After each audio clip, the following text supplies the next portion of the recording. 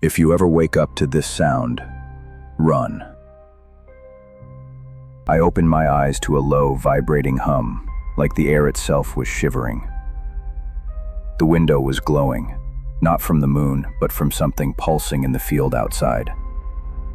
I crept closer, heart pounding, and saw it. A black oval craft hovering just above the grass, twisting the air around it. Shapes moved inside the light, tall, impossibly thin silhouettes with limbs too long to be human. My breath froze as one of them turned, and even from here, I felt it staring into me. The hum grew louder. My bones ached, my vision blurred, and the room began to tilt. I tried to scream, but my body wouldn't move. I was lifting, through the glass, weightless. And then, inside the ship, rows of others floated in the dark, eyes wide, mouths open, frozen mid-scream. One of them was me. Subscribe for more true horror you wish you didn't hear.